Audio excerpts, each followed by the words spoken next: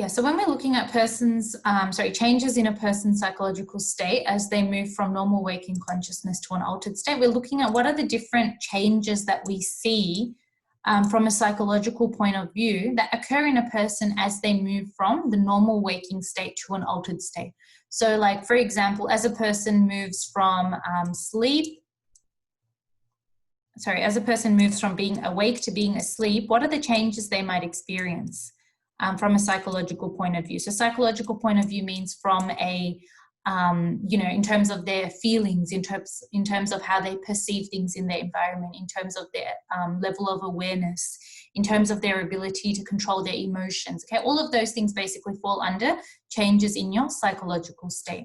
It doesn't just have to be from when you are awake to when you go to sleep. It could even be you moving from, you basically moving from a state of being alert to daydreaming. It could be from you moving from a state of being sober to actually being in an alcohol-induced state or a drug-induced state. It could be from you moving from a state of being completely aware to being under hypnosis, or, being alive to being knocked out unconscious. Okay, so all of these things are basically showing us clear indications of what happens when a person moves from a normal waking consciousness to an altered state. And all of these changes that we see here are essentially the specific changes. So if we ever ask you in a question, outline one example of a change in psychological state that would occur in the person in the scenario, you would basically draw on either one of these and connect them to the scenario. Now, certain things connect better depending on which scenario you're looking at. So if you're looking at a person in the scenario who's drunk or who's in an alcohol-induced altered state, it'll probably be easier for you to talk about level of self-control, because you could probably say, okay, because they're drunk, they can't coordinate themselves properly, they can't balance themselves, and so they keep stumbling into things or they keep bumping into things, okay? So it depends on the scenario that you get. We're going to quickly run through each of them. They're pretty straightforward. The first one is content limitations, which is basically suggesting that when we're in a normal waking consciousness, we can control what kind of content we are exposed to. We can kind of control weird thoughts or control thoughts that might upset us or make us remember things that we don't want to remember. But when we go into sleep, there might be things that are buried, that we've buried very deep in our unconscious, which actually come up, things that upset us. Or, when we're talking about, just neutral situations, well, you could talk about, like, when you go to sleep, you can't control what you dream about or what you have nightmares about. It just happens. So that's what content limitation means, the extent to which we can limit or restrict the kind of content that comes into our consciousness. Okay, obviously in normal waking consciousness, we have a better ability to control and limit the content that we kind of become aware of, whereas in an altered state of consciousness, we have less control and less ability to limit that content. Okay, that's why we have weird dreams, and that's why we can't control the content of our dreams. Okay, because dreams happen in sleep, and sleep is a type of altered state of consciousness.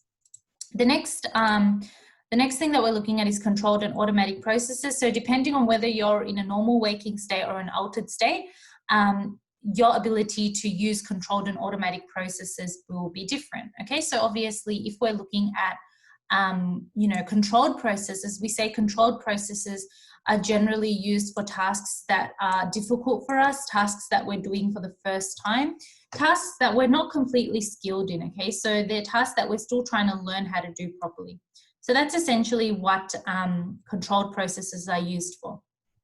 Automatic processes, as the name suggests, are more used for tasks that are kind of, how would you say, kind of familiar to us. Oops, what have I done? Draw. Okay, let's try that again. Oop. Okay, yeah, automatic processes are used more for tasks that are kind of familiar to us, tasks that we do all the time. So your ability to, for example, text on your phone and talk to someone else. Texting on your phone is something that's like second nature to most of you. So texting would be an example of a task that uses an automatic process, whereas baking a souffle, which is something that most of us probably wouldn't be good at doing or used to doing, would be a controlled process because we're putting more information and more effort into doing that task. Okay, so controlled processes are used for tasks that are easy, control processes are used for tasks that are difficult, tasks that are not familiar to us, tasks that we might be doing for the first time. Automatic processes are used for tasks that we're very familiar with and very good at doing. We're kind of experts at doing that thing. Okay, so essentially when you're in an altered state of consciousness, you've got a lower ability to multitask. You've got a lower ability to use the divided attention.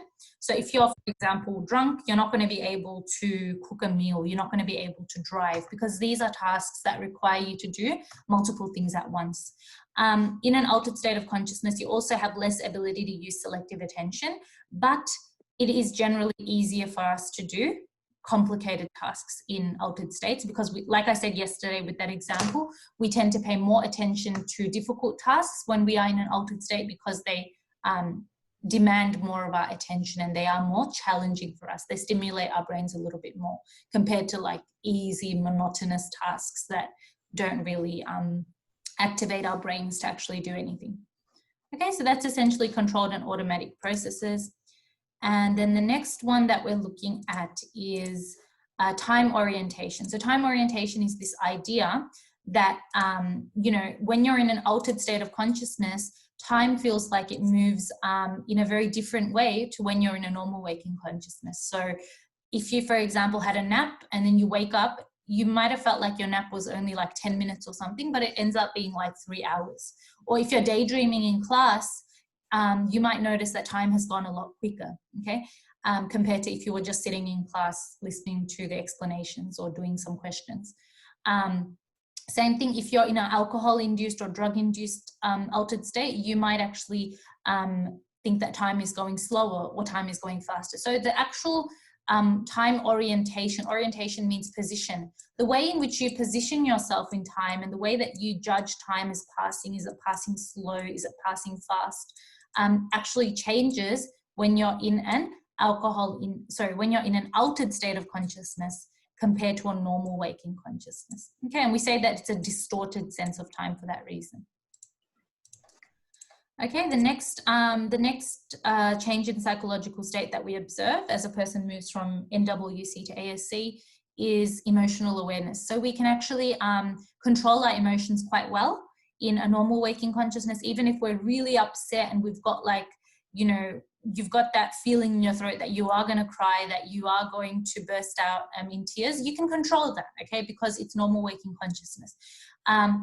Same thing with anger. We are able to control our anger and be kind of patient in a normal waking state. In an altered state of consciousness, our ability to control our emotions, our ability to be aware of what kind of emotions we're showing is quite low. So that's why you see a lot of the time people in alcohol-induced states in movies and TV shows, they're often very emotional, okay? A person who's normally shy and timid would become a complete, you know, life of the party. They'll completely change in terms of their emotions, okay? So essentially that's what emotional awareness is, your ability to be aware of your emotions and your ability to thus control those emotions as well. And it's obviously less controlled, as with content limitations, our ability to control these emotions is less in an ASC compared to an NWC.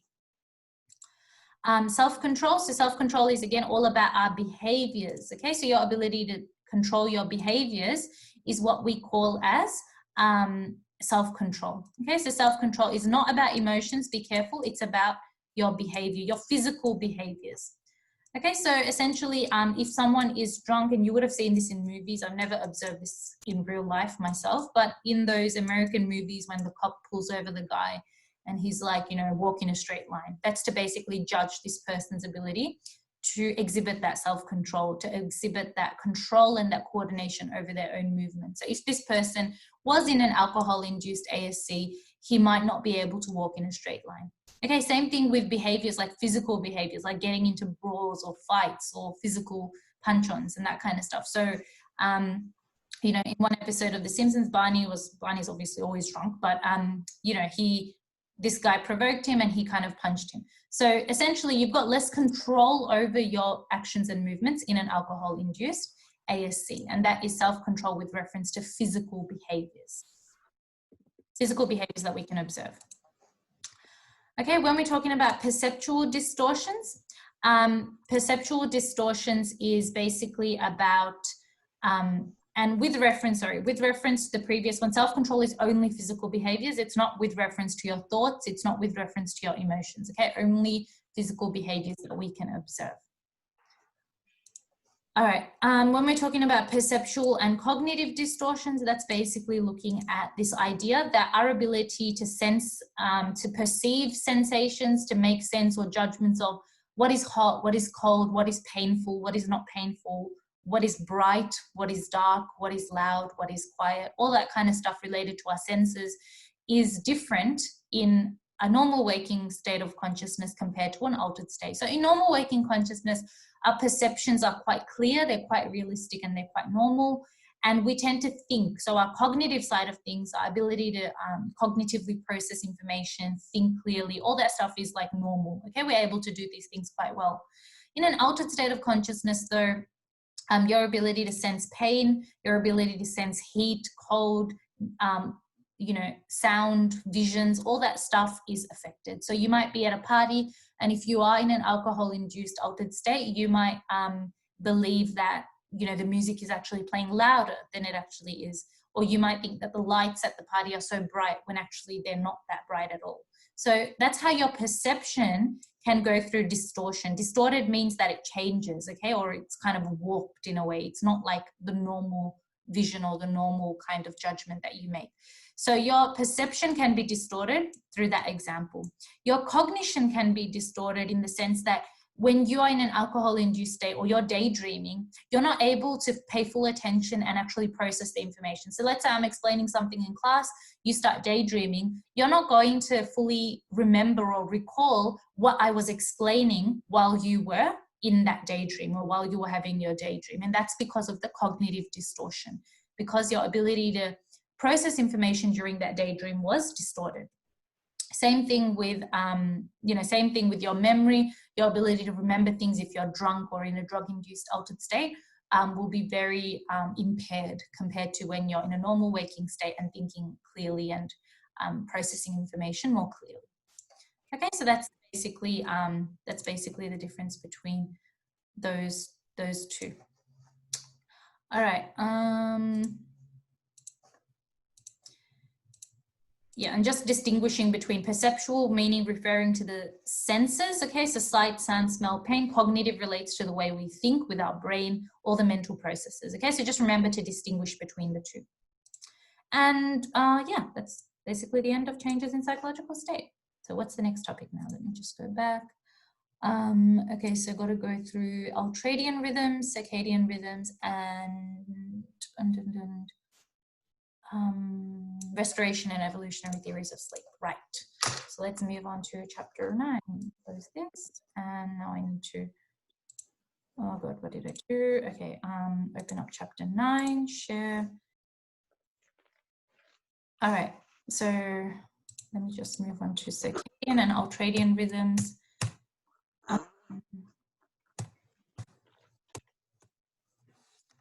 Okay, so yeah, circadian rhythms. So the main difference between circadian and ultradian rhythms is that circadian rhythms tend to occur once every 24 hours, approximately. Circadian rhythms are mostly referring to those changes in your bodily activities, okay? They're part of a cycle that lasts about 24 hours, or, you know, they occur once every 24 hours. Now, the main example you need to know of a circadian rhythm is the sleep-wake cycle. So the time that you fell asleep last night compared to the time you're going to fall asleep tonight will usually be more or less about 24 hours. Okay, so essentially that is what the sleep-wake cycle is, and it's an example of the circadian rhythm. Now, the sleep-wake cycle is obviously influenced by how much light we are exposed to, and like we were talking about when we talked about all the sleep disorders and the circadian rhythm phase disorder, where the circadian rhythm is disrupted, if we're not exposed to proper light at the proper time, or if we're disrupting the kind of light exposure we have by using our devices too much, or by not having enough exposure to natural light first thing in the morning, then it can be a problem, and we can actually develop circadian rhythm phase disorders. Okay, but we did learn about bright light therapy towards the end of chapter 10, which again is related to this concept of how light can actually help us to reset or readjust our circadian rhythm to a normal pattern. All right, so that's essentially what a circadian rhythm is, a change in bodily activity that occurs as part of a cycle lasting about 24 hours. And your best example there is your sleep-wake cycle. And the ultradian rhythm is kind of the opposite of that. The ultradian rhythm is changes in your bodily functions or activities or systems, and it occurs once every 12 hours approximately. Not always exactly 12 hours, so we just say that it's a part of a cycle that lasts about less than 24 hours. Okay, so for that reason, any kind of activity or bodily function that follows an ultradian rhythm will happen multiple times a day, not just once every 24 hours, but many times a day. So you feeling hungry, you needing to go to the toilet, all this stuff is basically following an ultradian rhythm. Okay, even the actual sleep duration that you have, not the sleep-wake cycle, just be careful with your wording. The actual process of sleep, like you sleeping for, let's say, 5 or 6 or 7 or 8 hours, can be considered an ultradian rhythm because no one sleeps for 24 hours, okay? So this can also be considered an example of an ultradian rhythm. Now, ultradian rhythms can also fluctuate throughout the day and repeat themselves, and how often they repeat themselves is dependent on the person. So we can't say that, okay, hunger follows an ultradian rhythm of occurring 5 times a day, because some people get hungrier more often than others, or some people go to the toilet more often than others, okay? So obviously we can't put a number to it, but we can say that there's not a single person in this world that's going to eat every 24 hours. That's not going to be very good for your health. There's not a single person who's going to only go to the toilet once every 24 hours. That's probably not healthy either. Okay, so hunger, your sleep duration, total sleep throughout the night, and going to the toilet are all examples of ultradian rhythms because they occur as part of a cycle that takes less than 24 hours, and they happen many times throughout the day, not just once in the day. Okay, cool. So that is that topic covered. And so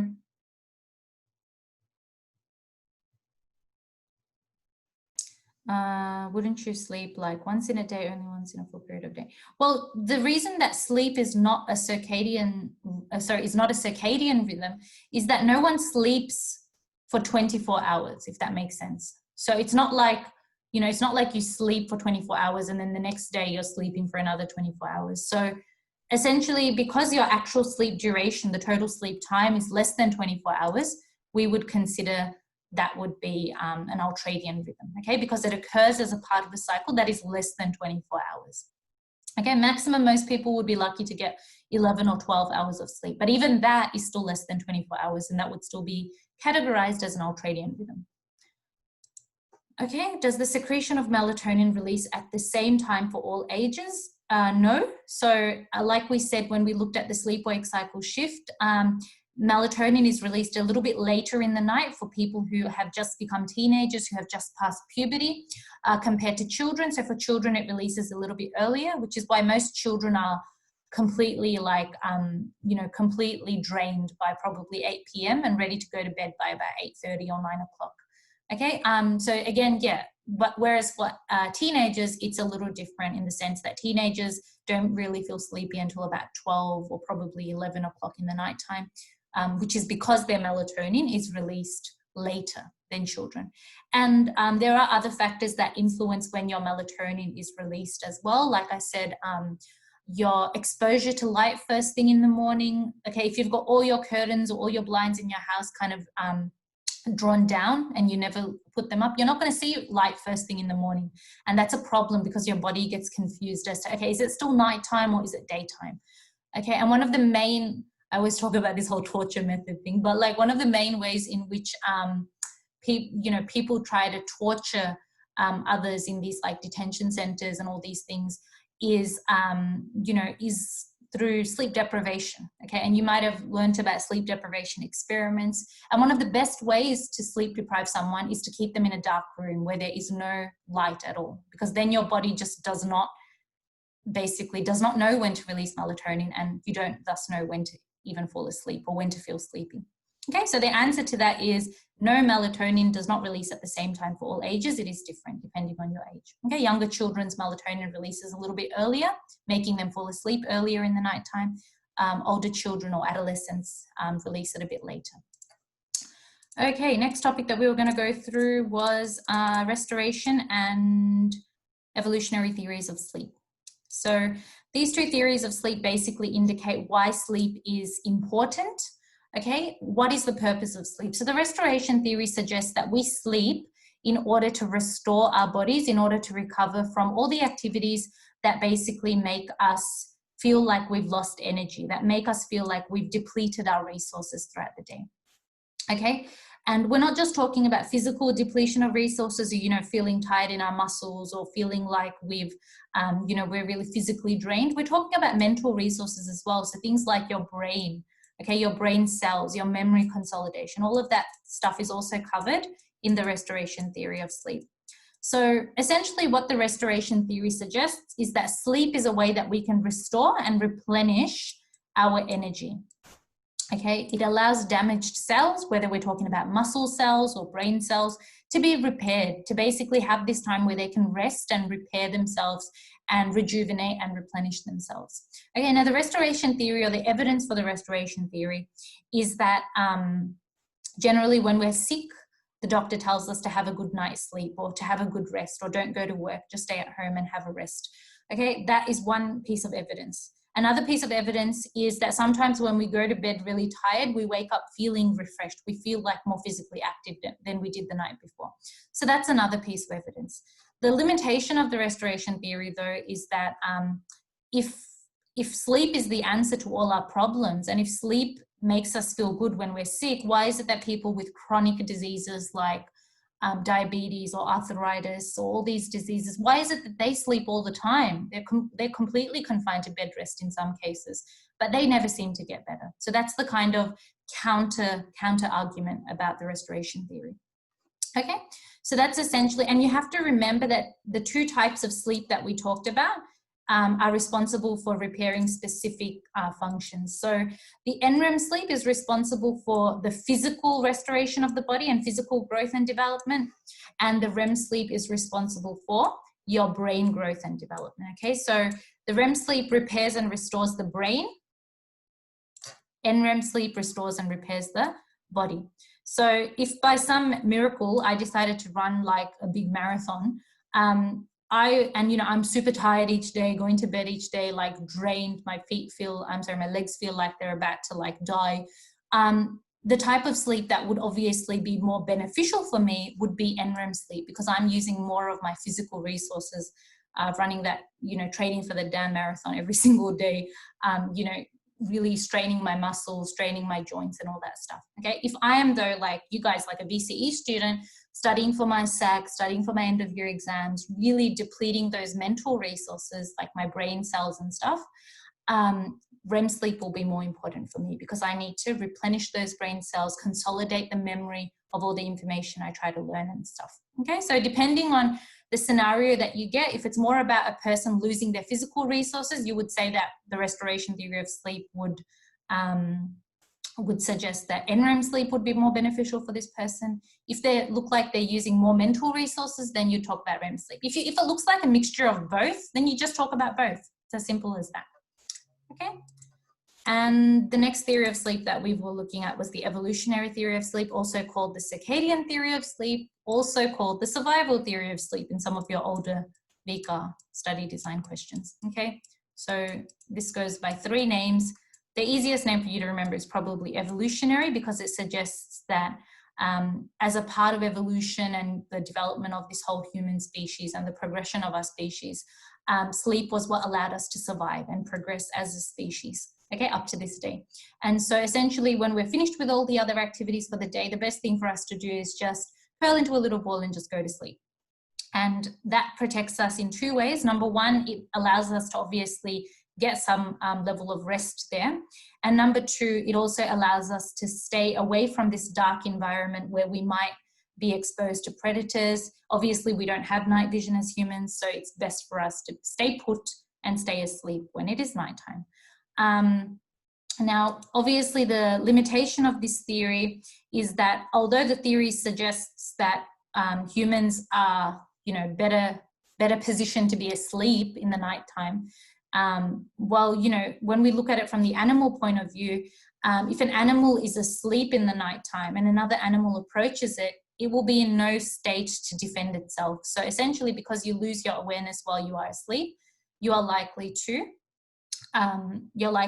not be able to defend yourself. So the evolutionary theory kind of contradicts itself in a way, and for that reason, that's its main limitation there.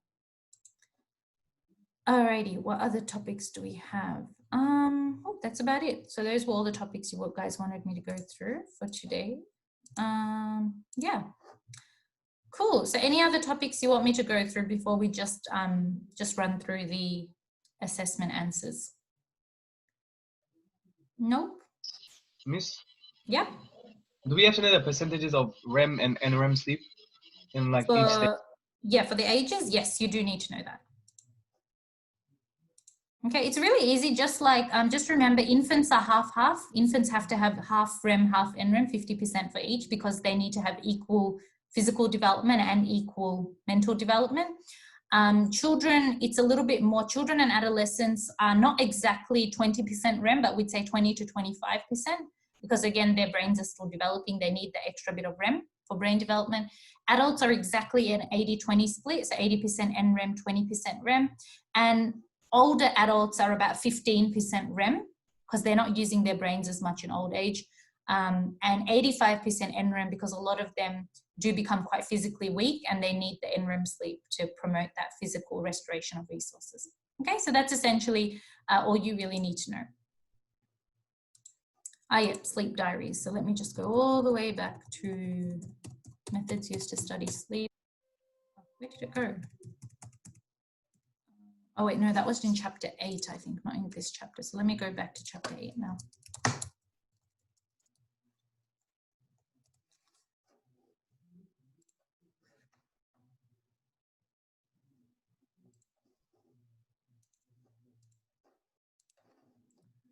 Okay, so chapter 8, sleep diaries. Where is that now? Okay, so yeah, when we looked at sleep diaries, we were basically looking at this idea that, you know, sleep diaries are an example of a subjective reporting method of consciousness, because what happens with sleep diaries is that if I'm testing, if someone has come to me, I'm a psychologist or I'm a sleep researcher, someone's come to me and said, okay, I'm having troubles with sleeping. And I tell them, okay, you've got to keep a sleep diary now, which is essentially like a little notebook where you write down, okay, what date it is, how many hours of sleep you had, what time you fell asleep, what time you woke up, all that stuff. Essentially, a sleep diary is an example of a self-report. And we know from research methods that self-reports can be quite prone to bias, can be quite prone to inaccuracy, because people can lie. Okay, it's as simple as that. Prone to inaccuracies and false information and false reporting. Okay, if I'm the patient and my psychologist tells me to keep a sleep diary, and I know I have a problem with sleep, but I still stay up because I want to watch my favorite shows, or I want to, you know, socially network, or whatever it is, I'm not going to write down that I fell asleep at 5:30 a.m. and woke up at 3 p.m. in the afternoon, because it makes me look like a really crap person, that I'm not even responding to the treatment or the advice my psychologist is giving me. So rather than doing that, I will lie. I will simply write that I fell asleep at 9 p.m. and woke up at like 6 a.m. like a normal citizen. Okay, and that is essentially inaccurate information. Okay, so sleep diaries are good because they do give us a record of how much the person has slept. But if the person is being dishonest, or they're exaggerating their responses, or they're just downright lying, well, then there's a problem, because there's no point with using an inaccurate reporting. Okay, so that's what sleep diaries are. They're self-reports, self-reported questionnaires that are completed by the patient who's going through the sleep difficulty or the sleep problem there. Okay, so that's what a sleep diary is. Cool. Yes? Miss, how is video monitoring subjective? Video monitoring is subjective because when I watch a video, the way that I interpret something might be different from the way the other sleep researcher interprets it. So if I, for example, have less experience than the next sleep researcher, I might not even seriously consider the person tossing and turning around in bed as something serious. Or if I'm not paying enough attention to the video because I'm doing the night shift and I'm just watching this person sleep, I might not notice little subtle movements that the person makes or little subtle noises that the person makes while they sleep. Okay, so sometimes, especially when we're studying sleep through video monitoring, every single movement that that person makes during sleep has to be monitored and has to be taken seriously, because it could be indicative of some kind of a bigger sleep problem or bigger sleep disturbance there. So it's like in terms of how you view it or how you interpret certain information that you see on the video monitoring there. That's how it is kind of subjective. Okay, what other topics do we have? Yes, you do need to memorize the sleep pattern that occurs across the lifespan. So you need to memorize how many hours of sleep on average each stage of the lifespan has, and approximately what percentage of NREM each stage of the lifespan or each age group has, and how much percentage of REM each age group has. Okay, this is important. They always usually assess this in like the exam as well. And obviously it is a study design dot point for our SAC, so we do need to know it. Yeah. Okay, what other topics do you guys want me to go through? If you remember, just put them in the chat box. Otherwise, we can just begin looking at our assessment answers for the practice SAC.